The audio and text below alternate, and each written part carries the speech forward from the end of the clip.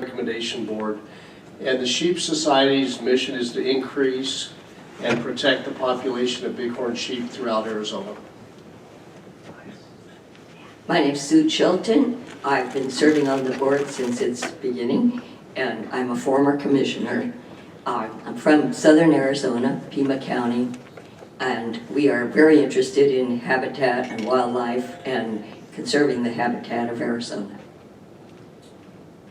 I'm Jim Lane. I'm the mayor of Scottsdale, Arizona, and was appointed to the board some 3 years ago. With my background not only from the standpoint of operations of the city of Scottsdale, but also our conservation efforts in the city in an urban environment, and was appointed by, selected by the governor. I'm Phil Townsend. I'm from Yuma.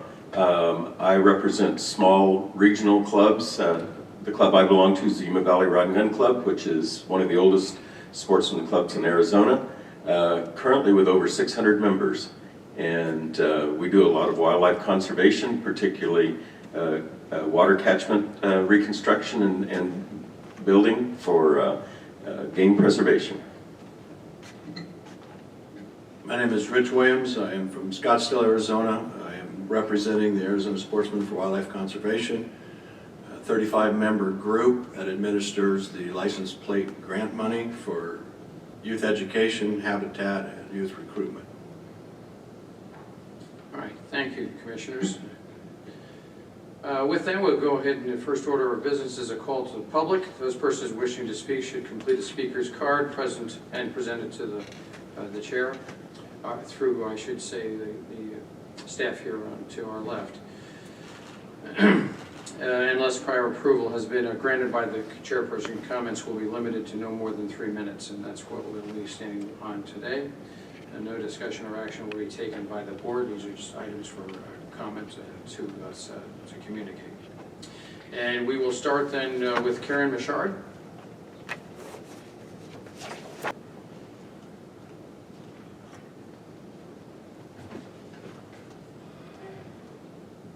Sorry, Karen, if I wasn't heard or otherwise didn't direct properly. I'm sorry, it was probably my writing.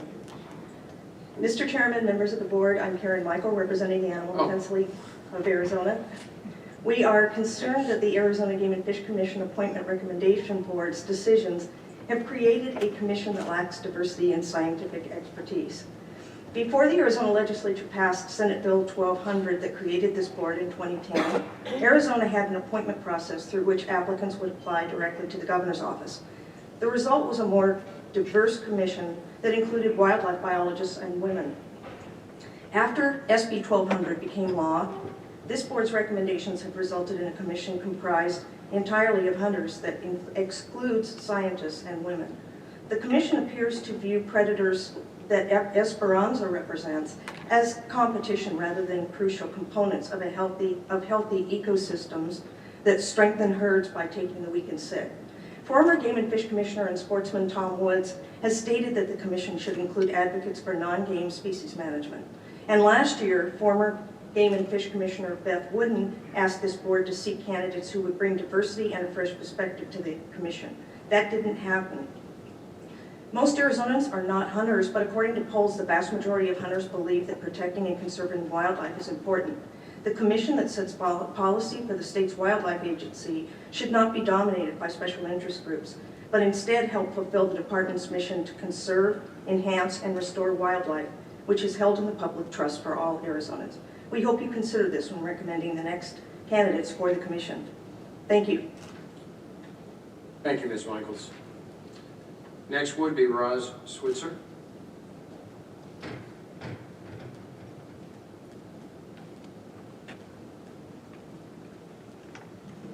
Good morning. I'm Roz Switzer from Florence, Arizona, and this is Esperanza del Arroyo Pantero, the alpha female of the Panther Creek Pack, and an applicant for the commission. Mr. Chair. There's a current lack of diversity on the Arizona Game and Fish Commission, and this has resulted in actions that prevent recovery of the Mexican gray wolf, not promote it. I feel this commission recommendation board needs to assure a commission that is balanced, scientifically educated, informed, diverse, and apolitical, representing the multiple interests of all Arizona stakeholders. Thank you. Thank you, Ms. Switzer. Next would be Shelby Jasner.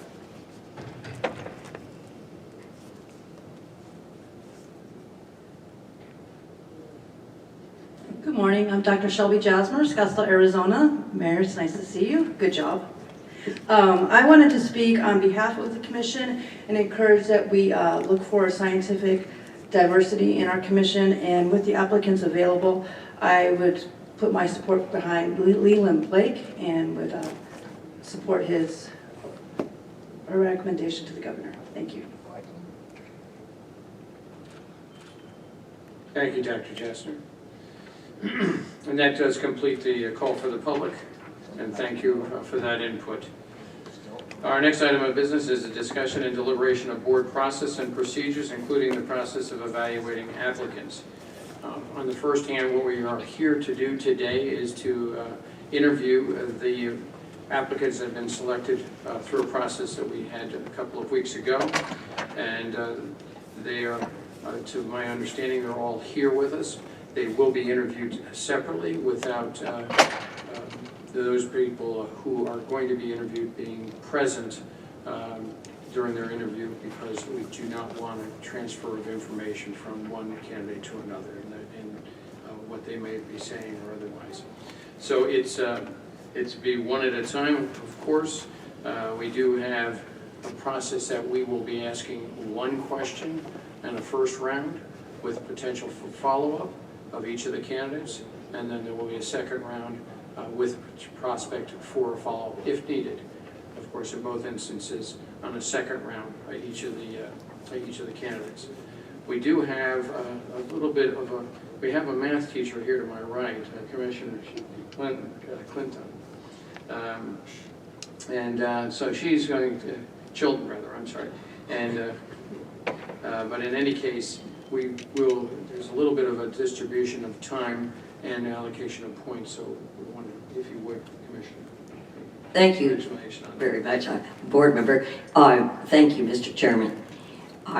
We now have our full complement of 5 members. That was achieved thanks to Rich Williams and the governor's office having gotten all the red tape completed about 15 minutes ago. So he's now with us. That means there's 5 of us. There's, in that case, we are dividing up 100 points among 5, which is 20 points each. So our rule is that we have a maximum per person to use for our voting process of 20 points with 5 members. Within those 20 points, we can allocate a maximum of 8 to any one individual. That way no one member of the board can give all of his points to one person and be a large influence in that case. So a maximum of 8. There is no obligation to award all your points. So if you only want to give 8 to your top candidate and nothing to anyone else, that's fine. Or you can have a tie, 8 and 8 and 4, or any other combination that does not pass 20. Doesn't have to reach 20, but it cannot pass 20.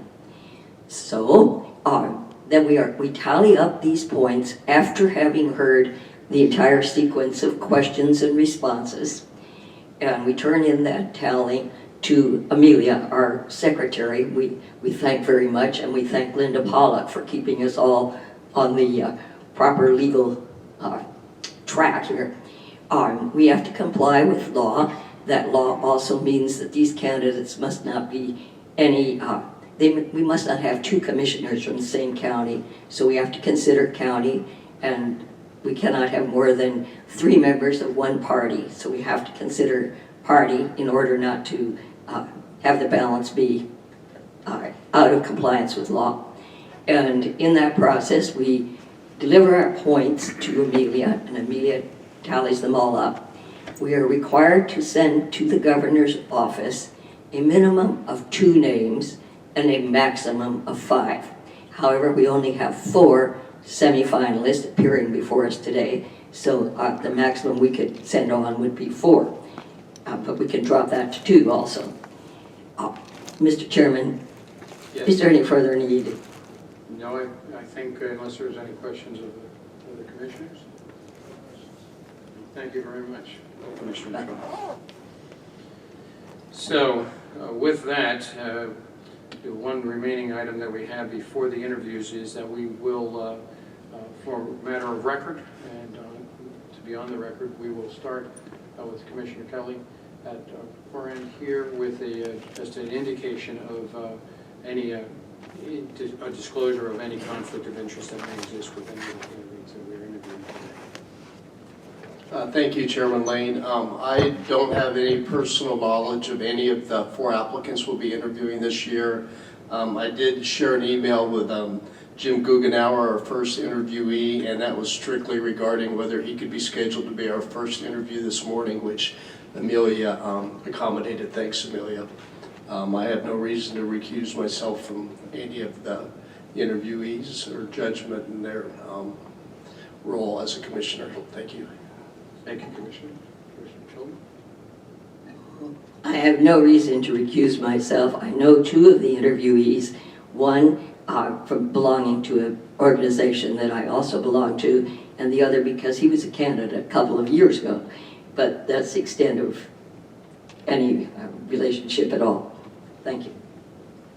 I do not know any of the candidates outside of what information has been provided for us in this process and have no reason to recuse myself. I have no reason to recuse myself. Likewise, Mr. Goughnour interviewed a few years ago before us. Other than that, I have no knowledge of any of the candidates other than their applications. I have no reason to recuse myself. I have met Mr. Brake in many years past. That's the only relationship I've had with any of the candidates. All right, thank you, Commissioners. One adjustment in case anyone is dependent upon the order in which the interviews would take place that is indicated on the agenda, the meeting agenda. The one change has been that James Goughnour, as was just noted, will be interviewed first in the 9:15 slot.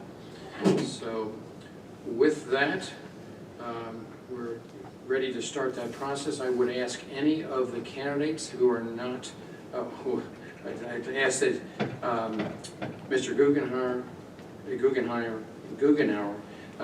please make himself available for that interview, and the rest of the candidates, please excuse yourselves from the room at this point in time. Mr. Chairman, Yes.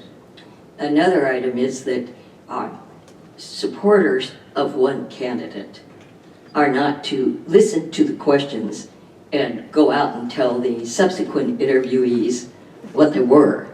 So if you are remaining in the room for the interviews, you need to remain in the room for all of them, I would think, or else just leave the premises entirely and not interact with subsequent interviewees. Good direction, and would ask for compliance and just as it's been stated. So with that, I would ask Mr. Goughnour to come forward, please, to start the process. And if we could have, if it's possible to have that back door closed.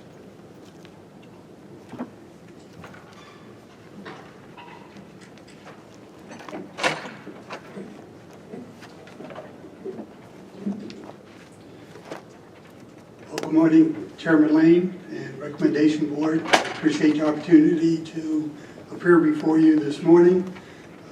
Long flight back last night and a long flight this afternoon, but I appreciate the accommodation. Very good. Well, welcome. Thank you. I am James Goughnour, and I'm from Gila County, and I trust that each of the members had an opportunity to read through my information that was submitted through my resume, that detailed my education, experience level, and my community service. So I thought I'd spend a little bit of time just talking about me so you can get to know where I am, because my path is a little bit unique than you hear from most people. I am a first generation in my family hunter, fisherman, outdoorsman. I was born in the middle of a city. Across the street from our home when I was a child was a steel mill. And so there were no forests, there were no lakes, there was nothing like that that anybody was exposed to. This was in Pittsburgh, Pennsylvania, and the rivers that we had there were so polluted you couldn't even go near them at that time. So it wasn't until I was a younger teenager, about 13, we moved to a suburb, and all of a sudden we had forest, and we had a lake, and we had things that I just absolutely fell in love with. I developed that passion for hunting and fishing and being outdoors, and we followed that for most of the years that I lived there. What's unique about my story is I'm kind of self-taught. I didn't have a mentor through this process. My dad was not an outdoors person. Nobody in our family was an outdoors person. So at that age, I started to read books. I started to spend every available minute outside, and I kind of self-taught myself hunting, fishing. And at one time I had a trap line that I ran as a young boy, and I enjoyed that. But I always attribute this, as all hunters and outdoorsmen will tell you, animals are very smart, and they are creatures that are hard to understand, but it teaches one to be very analytical. And I actually contribute a lot of my career path to success of trying to understand animals and see what was going on. And same with fishing. I can tell you today, fishing, a fish with a brain the size of a pea is much smarter than I am when it comes to fishing. But I taught myself that, and it wasn't until years later, when I was in my 20s, when I actually attended my first, what I'll call a hunting camp, where there were older people there. There were gentlemen that had been hunting for long periods of time. I got to share some stories and learn a lot from them and be introduced to conservation. Up until that time, conservation wasn't a big deal for what I did. And I look at myself today, and that's kind of the number one thing that drives me over this. So the passion that I had for hunting was for deer and bear and turkey and fishing. Back in Pennsylvania, believe it or not, you could harvest a deer, bear, and turkey on one general fishing license years ago. So it was always fun to go out there and do that. I moved to Arizona 20 years, or I'm sorry, when I was in my mid-20s. That was a little over 40 years ago. And since that time, I lived near Saguaro Lake, started to do a lot of fishing up there. And just, I think more due to my career, probably fishing takes a bigger role than hunting did. But I still am avid about the outdoors, passionate about it.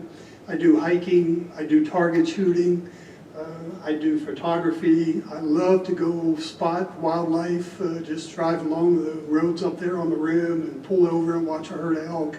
I can do that for an entire morning. So I continue that today. I am president of the Mogollon Sporting Association in Payson.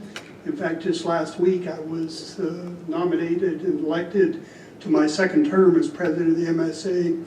I'm also chairman of the Gila County Roundtable up in Payson that did a lot of conservation work related with the Roosevelt Lake, improving the fishing conditions up there for habitat and stocking of Florida strain bass up there. So I've been pretty, my life's kind of evolved through the hunting and fishing, and my career, I think, drove a lot of that. And but I enjoy it, and today I think conservation is one of the biggest things that is foremost on my mind. I was also asked to talk a little bit about goals that we would have if I would be selected to be a commissioner, and I wanted to address that because I think the next 5 to 10 years are going to be pretty critical for the department and for other state-related agencies. It seems like the federal government and special interest groups are well-funded, and they are very supportive and organized, and it's going to take a lot of effort to continue to work with those and to reach agreement on different organizations and things that are trying to be done. When we think that 47% of the land in 11 western states is controlled by the federal government, as opposed to only 4% of land east of the Mississippi River. It tells you where the concentration is, where the efforts are by the federal government. So, and the trick for the commission is going to be to get beyond the politics of things and do the right thing for the habitat, for the people of the state, and for groups that are there. It's going to take working together to do all those things. And it's also going to be working with the federal government. It's not going to be one state that does this.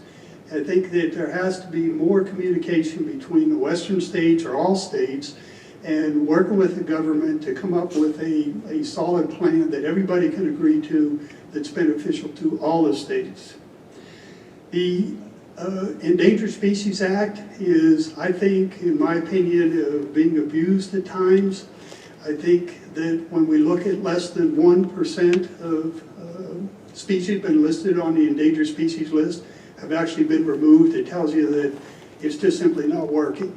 So work needs to be done in that area, and one of the largest things I think that can be done is being proactive. I think it's been demonstrated that if you proactively work some of these issues that are going to be on the horizon, I think it goes a long way to avoiding things being listed. And then if they are listed, at least there's a plan and something that can be demonstrated that is successful to go through there. And my last goal would be to continue the tradition of the commission and the department. I think the department has a reputation as being one of the best in the country, and that's a lot due to the commission and the support and guidance that they offer to the department. Mr. Goughnour, if you might, unless there's something specific that additionally you'd like to communicate with us, we'd like to leave some time for questions, even for where you're... Absolutely. I was just going to say, I just brought that up and be happy to answer any questions that you would have. Very good, and thank you for that. So we'll go ahead and start questions on my right to Commissioner Kelly, if you would. Good morning, Jim. Thanks for coming in. Your written application was very complete, as well as your introduction that we just heard, but I still want to ask you a question, as well as the other interviewees will be coming in. And could you please share with the board your hunting and fishing experiences during your lifetime, probably most importantly here in Arizona, that might benefit you in the role as a commissioner, if appointed? Yes, sir. Thank you. Very good question.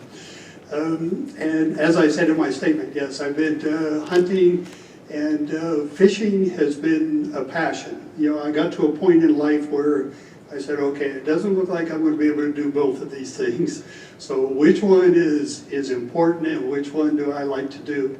So fishing kind of overtook hunting. Not that there's anything against hunting. I support it. I love to do it. If I had more time, I'd go do that. But when I started fishing, I just became passionate about it. And so I've been bass fishing. I fish some small tournaments. More importantly, I think I've been able to work with groups up in Payson to bring fishing tournaments to Payson and to Roosevelt Lake. I was instrumental in bringing the FLW, which is a forest wood tournaments, and the Western Outdoor News. These are national level bass fishing tournaments. Last year, one of our local tournaments, the Bass Trail, Wild West Bass Trail, actually had their national championship at Roosevelt Lake. And I was able to help organize, communicate with fishermen, communicate with the town, and communicate with the fishing organizations to organize and execute those programs up there. So my passion for fishing and for hunting has been there just a long time, and continued in Arizona. Thanks, Jim. Rather than a follow-up question, I think I'll give the other members a chance to ask you some questions. Thank you. Very good. Thank you, Commissioner. Commissioner Chilton. It's former commissioner. I'm presently a board member. Sorry about that. I am a former commissioner. Thank you for being present. We know you have made 2 applications to us, one a few years ago, a couple years ago, and now, so we are getting to know you better, and that is wonderful. So thank you for continuing to offer yourself for the service. My question is that, could you outline further, you started on this, but could you outline further your view of the division of responsibility between federal agencies like the Fish and Wildlife Service and Arizona Game and Fish Department for wildlife and for habitat? Yes, ma'am. This has been, as you know, this has been around for a while. And there are differences. And I know there's people that think both ways. It's federal land, and so there are no less than 5 different agencies that have rules that apply to different portions or all of those federal lands. But at the same time, it's wildlife that's in the state of Arizona, so the Arizona Game and Fish Department has regulations and rules and things that they want to see implemented. So it is a tough struggle. There's no doubt that there are polarized ideas about what to do with some of this land.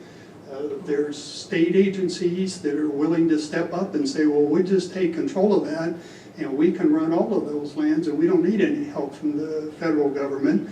And then you got people that say, not so fast, let's see what your plan is before we would do something like that. So I understand it, I recognize it.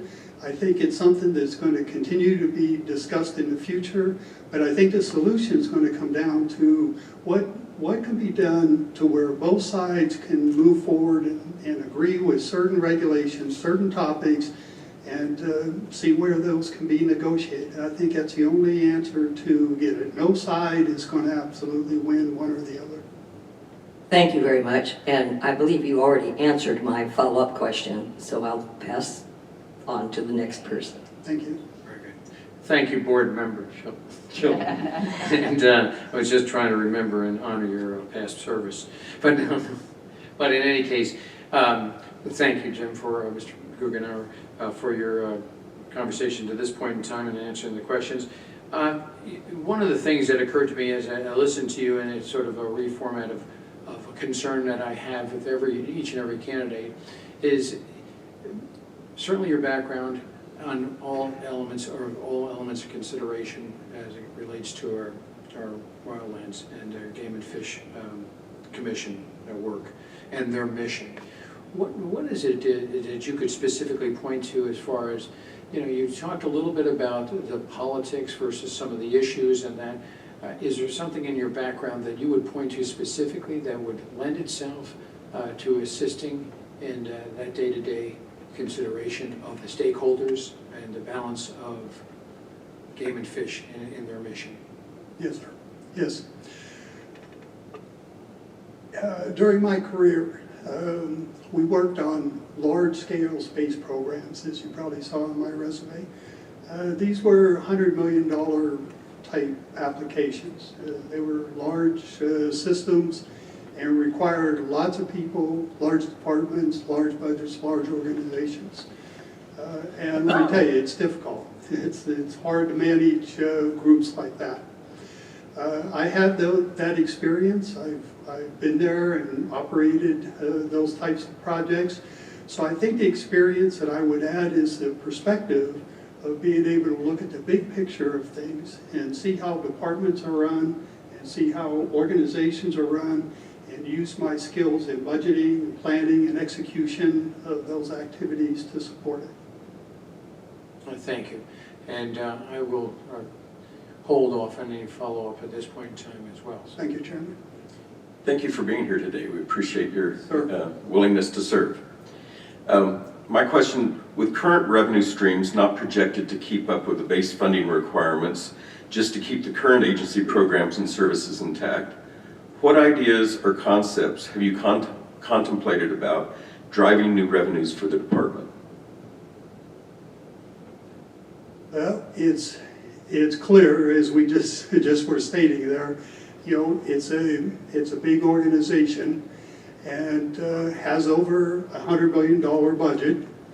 But on the other hand, if you look at license sales, we only sell licenses to less than 10% of the population of the state. So I think it tells you there's a good opportunity there to expand some of the services or discretionary options that you could offer to outdoors people, hunters, fishermen, trappers, hikers, whatever. So clearly different ideas are going to be needed. I don't think you could get there by just raising fees on hunting and fishing licenses. So if you look at what could be done, I bring my business background into that. And I think there was a tournament a couple of years ago, and what they did is one or two of the fish that they had in the tournament, they put a little tag on that fish and they released it into the water, and they told the fishermen that if you want to pay a little bit extra to get into this pot, and if you catch that one fish, we're going to give you this pot or this bonus thing. And I thought about that and thought, why couldn't that be expanded statewide? Why couldn't you have some program in place to where anglers could pay discretionary, they could pay an extra fee or get into a special deal and try to go catch a tagged fish somewhere, and maybe you win a boat, maybe you win an ATV, something big where you could promote it all year long, and people would be, I think, interested in something like that. At least I've seen it in the past that would work. I also think about other options that could be there. If we think of the shooting range right next door here, hey, this is a world-class shooting range. It is close to an international airport. It's close to one of the biggest cities and towns. It just seems like more could be done to expand that, make it into some type of national or worldwide competition kind of shooting range, promote that area, schedule times, maybe rather than drive out here and wait for a turn to shoot, maybe you could reserve a turn to shoot. And so when you get here, the range is yours for that hour, and you can go do your thing and not be interrupted by someone else or not be hurried by someone else. So I think there's lots of opportunities like that. I'm sure all of those would require lots of planning, lots of agreement and research by the commission and the department to implement something like that. But I think the answer is to look outside the box, if you will, and find different avenues of revenue that could come into the department that could be grown. Another, just a quick example might be, I was just recently reading about a mountain lion cub that was found, and the mother didn't show up for a week or so. So the department took it, but they outsourced the care of that animal and the care and getting it back into the wild to outside agencies and outside companies and businesses that specialize in that. And I'm thinking the department has some of the best biologists and wildlife staff in the world. Why wouldn't that be an internal function that the department could do and maybe make revenue on something like that? So it would be thinking like that that I think I would bring and kind of question the status quo, if you would. Okay, thank you. Thank you.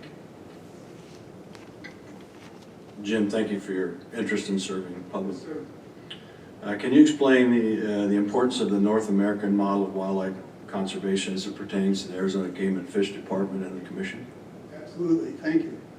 Yes, the North American model, the 7 tenets of the North American model, created by President Roosevelt back in the 1900s. Great plans become part of the mission. In fact, several of the groups that are even within the Southwest have that built into their mission. So does the Mogollon Sporting Association and the Gila County Roundtable. So it's a good foundation with 7 good tenets that talk about that wildlife is public, that you can't waste it, you can't sell it commercially. It's an international resource. You have to give opportunity for everybody to enjoy it. And what can I say? But it's been the core, I think, of a lot of organizations, and including the Game and Fish Department, and should continue with that. Thank you. I have no follow-up. Thank you.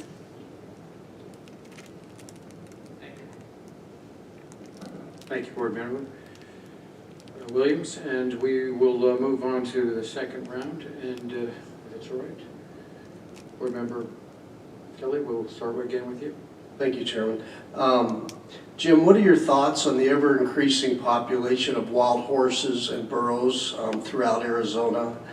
Do you have any suggestions on what additional steps the Commission and Department could take to control their numbers and damage they're causing to sensitive riparian areas and indigenous wildlife species in our state? Yes, sir. Yes, thank you. Once again, a very controversial issue, right? And the term wild horse is also controversial. There are a lot of people that are going to tell you there are no wild horses, that they were just intentionally released from ranches or reservations and just wandered off and, you know, ended up out in the forest somewhere. It is clear that the populations are growing. It is clear that there are too many of them on the landscape. It's also clear that they are impacting herds. They are feeding on the same vegetation that other animals would use. And we're back to the point where, and then there's also groups on the other side that say they are majestic, they are beautiful horses and burros, and that they deserve to be on the landscape as well. So we're back to the dichotomy of what has to give, where does it have to go? I believe the solution is somewhere in the middle. They should be maintained somewhere. Populations have grown exponentially over the last few years. That needs to be controlled, whether that's through neutering or removing some of the species or capturing them and auctioning them off or giving them to certain ranches or farms. One way or the other, the number of wild horses and burros on landscapes need to be reduced to maintain the herds on the other side that feed on that same vegetation. But it's again, sir, it'll be the compromise and the people sitting at a table and trying to get to a solution. Thank you, Jim. I'll let somebody else ask a question due to our time constraints again. Yes, sir. Thank you, Board Member. Board Member Chilton. Thank you very much, Mr. Chairman. On we go. Yes, ma'am. My second question is, I come from a ranching family, and the cattle ranchers and sheep ranchers of Arizona manage and conserve a very large part of that state and federal land through the permits for grazing and through private property. Yes, ma'am. How would you work to encourage landowners and these ranchers and other landowners who have large tracts to be willing to grant access through their private property to remote hunting areas? Mm-hmm. Several issues there. I think the word that keeps coming into my mind here is just courtesy. I think there has to be a mutual respect between permittees and hunters and range cons and anybody else who's on the federal land, that these are the rules of this land and that you abide by those and comply by them. I think a lot of the discussions, a lot of the disagreements I've heard between ranchers, permittees, hunters, fishermen, off-road vehicle drivers, it's all about because somebody disrespected somebody else or disrespected their land. And that's the answer to it, is when we need to do a better job of education for people that are on those lands and people that are using them, hunting on them, driving on them, recreating in any way on somebody's land, needs to be courteous of that. They need to understand what those rules are.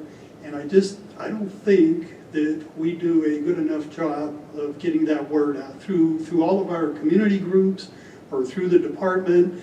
I just think that by working together, there could develop a program where guidelines could be set, rules could be understood. And to people like you and me would understand that if you open that gate, you close that gate. And I heard a story the other day of a hunter that had a field camera out to take pictures at a stock tank.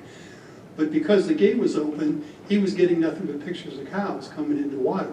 Well, he didn't like that, so he went over and closed the gate off to the water hole for the cattle so he could get more pictures of wildlife.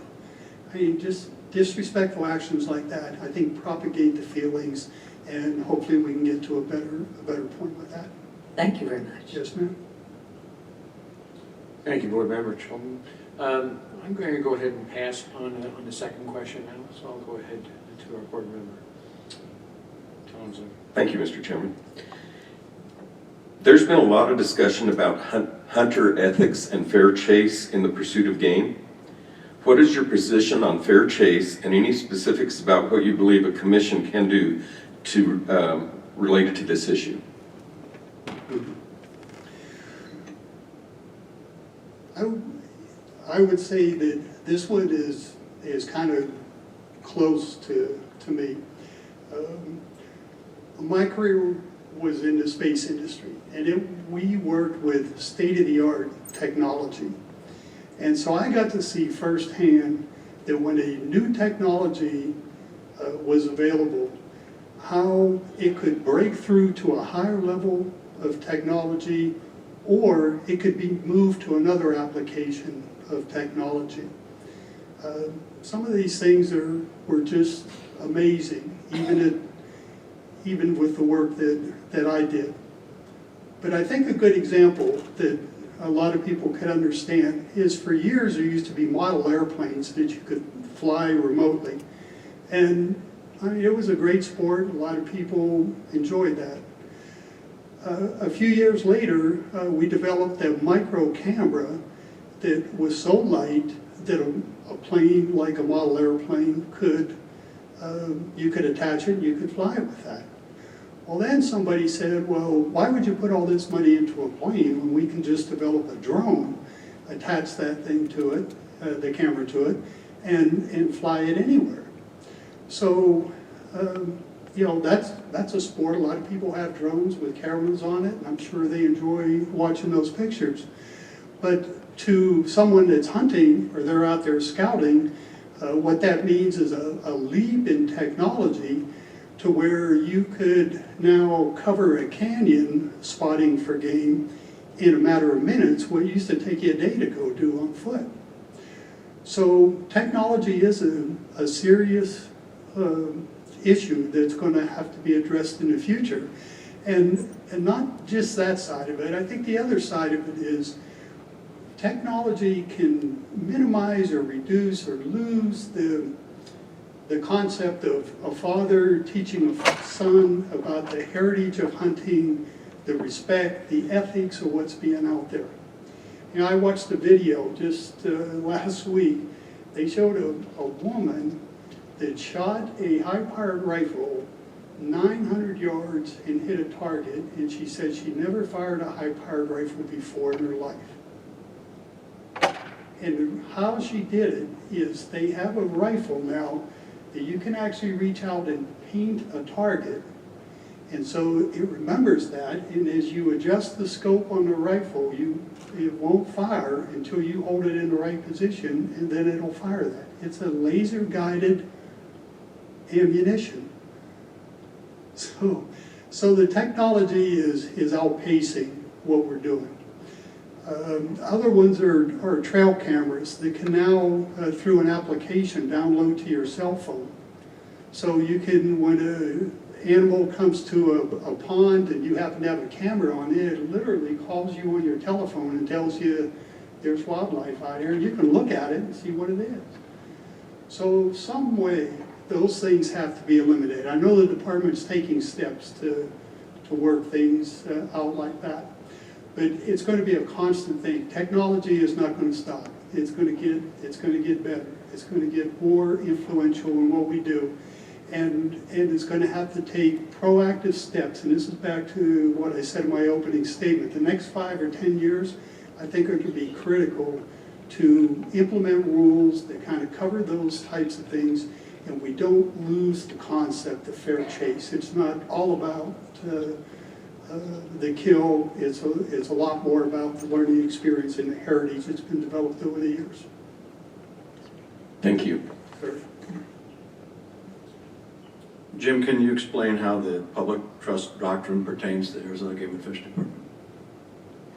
Yes, public trust is a big part of it. I mean, this meeting today is open to public, open to anybody's influence on it. And so everybody gets to witness that and see what the department is all about. And I think that's a good thing. And we will continue to develop the public's trust in what we do. I think the commission, they follow those same rules, and the commissioners would follow that true. Has to do with meetings, has to do with funding, budgets, applications, all of those things become public record and public information and part of the public trust. Thank you, I have no follow-up. Well, thank you to all the board members for their questions, and to Mr. Goughnour. And thank you very much for being here for your presentation and also answering all our questions. At this point in time, we have completed the process of your interview, and you're excused, but we would ask for you to stand by as we get through the rest of the interviews. So appreciate your time. Is that, no, I'm sorry, that's not necessary. Yeah, And I realize you have your commitments as well, so pardon me. For that. Yeah. Thank you, sir. Thank you. So I would ask now that Leland Brake be brought in to the interview.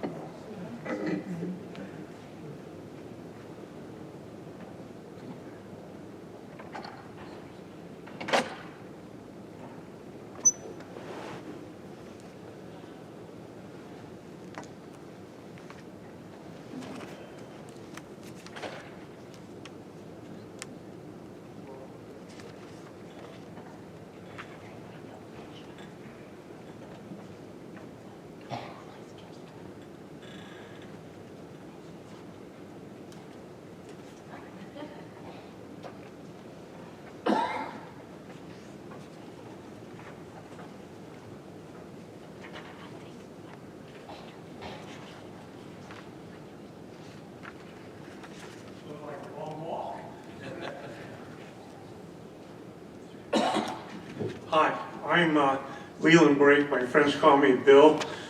So if I don't answer Leland, it's kind of like a shock. I owe that all to my parents. It's a long story. I only have 5 minutes, so I will go ahead.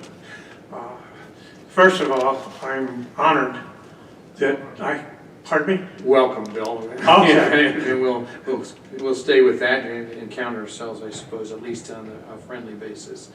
So, welcome and thank you for being here for this interview process. Right? If you would, please. Okay. Well, thank you, Commissioner, for letting me have the opportunity. I consider it an honor to share this with 3 other people that are very interested, and it's neat to be considered. Thank you for that opportunity. Oh, if I might, I'm sorry, Mr. Blake, if we would, if you could, try to confine your opening remarks to about 5-6 minutes thereabouts, and we'll have questions after that. Okay. Just to keep it in the time frame. And I am not opposed if you say it's 7 minutes, okay? I will try to do that. I guess the first thing I'd like to start out with is a little bit about who I am. You read resume. I think it's maybe important to tell you that, first of all, the Game and Fish Department is a big business. I mean, you're a multi-million-dollar business, and in order to be a good commissioner, I think you need to understand that. And even though I'm a rancher, I've also been in business. I ran a successful oil company here in the state. We competed against Shell and Chevron, and we were fortunate enough to beat them because we were smaller and bigger and quicker. Our claim to fame on that was You may have heard of rubberized asphalt. Our company invented that. And it's all over the world. We invented it because we had to be better than our competition, and we had to think differently, and because we had families to feed. I also was the chairman of the Arizona Rock Products, which is sand and gravel, asphalt and cement. So I'm familiar with that end of the business, and worked with those people for years, still on that board of directors. I was also on the board of directors for the Association of General Contractors, and I was a past president of the Arizona Cattle Growers Association, and had the great honor 2 years ago being selected as Rancher of the Year for those people, and that's really good. I'm leaving here and going back to Florida to become an eminence candidate, or I am giving me the eminence distinction of in the oil industry. So I tell you that, not bragging, because I didn't run for those things. What I'm doing is I think I had my peers that respected me, and I worked hard as I would be if I was a commissioner. I never wanted any of those things. I don't need the plaques on the wall, but it's nice to have the recognition that you do a good job. One of the things that I do now that I think is important is I'm the chairman of the School Renewable Natural Resources, which is wildlife management and range management.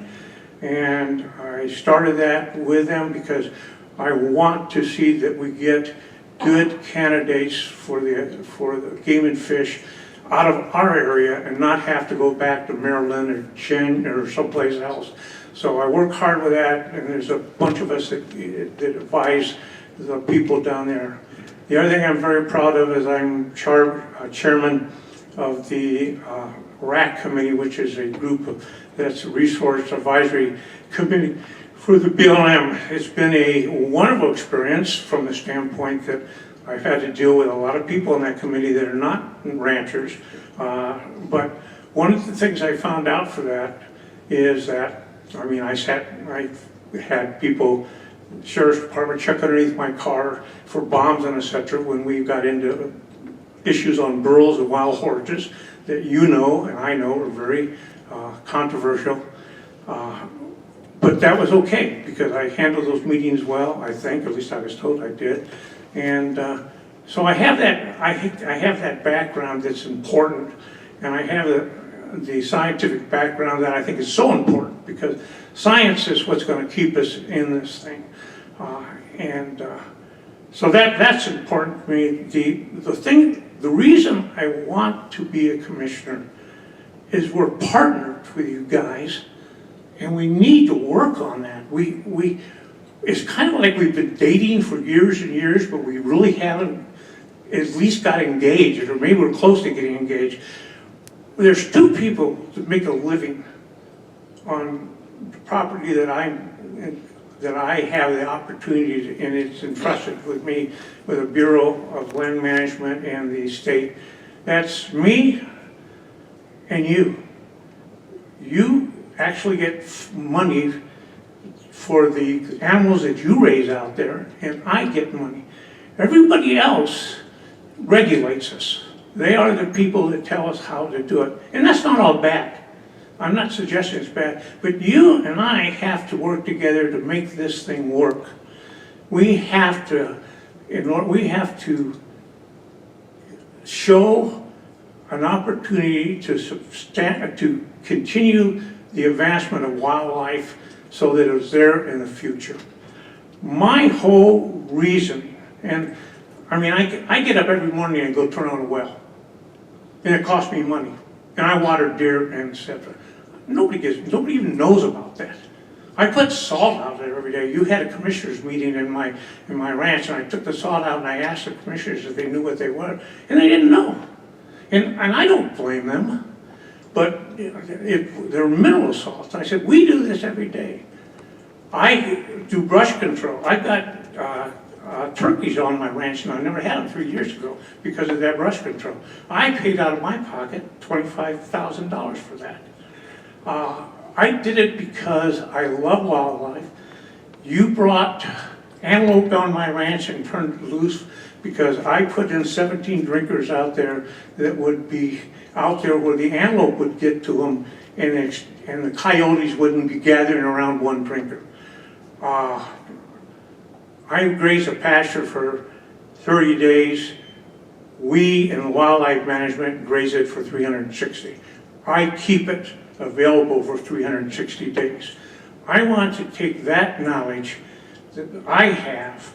The ranchers are good people, but we miscommunicate. You guys, two of the commissioners came to our annual meeting this year, and it was wonderful. There was really a response, but it ended. You know, I mean, we need, if I'm fortunate enough to have that opportunity, I want to be able to go to, when I go to the board meetings, because I'm still on the board, and say, that's not what the Game and Fish said. You're misinterpreting it. You didn't hear it right. What they really said was this. Or go to the commissioner and say, no, that's not what the ranchers feel.